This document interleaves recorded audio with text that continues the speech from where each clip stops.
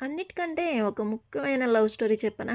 ఫుడ్‌ని లవ్ చేయాలి. అదే ముఖ్యమైన లవ్ స్టోరీ అని చెప్పుకోవచ్చు. సరేనా?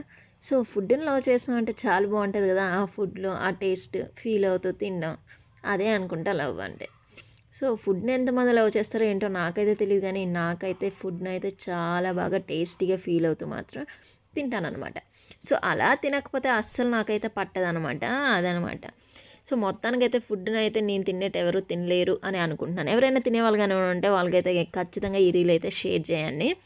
అండ్ కామెంట్ కూడా చేయండి. మీలో ఎవరైనా అలాగుంటే మాత్రం ఖచ్చితంగా. సో, అదనమాట. నేనైతే ఫుడ్‌ని తినేటప్పుడు బాగా ఫీల్ అవుతూ తింటానబ్బా!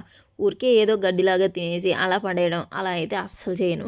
ఫుడ్‌నయితే ఫీల్ అవుతూ తింటేనే ఫుడ్డు మనకి బాడీకి కూడా పడుతుంది. అండ్ మనకి కూడా ఇష్టంగా తినే ఫీలింగ్ అయితే చాలా బావుంటుందనమాట.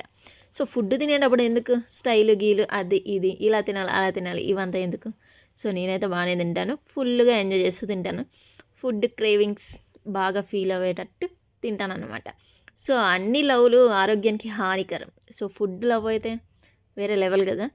నేనొక ఫుడ్డీని. నేనొక ఫుడ్డీ లవర్‌ని. అది మాత్రం ఖచ్చితంగా చెప్పగలను. మీరెవరైనా ఉన్నారా అలాగా? ఖచ్చితంగా అయితే కామెంట్ చేసేయండి. ఇంతకే ఎవరైనా తినేటప్పుడు వీడియోస్ తీసేటప్పుడు ఇలా ఫీల్ అవుతారా?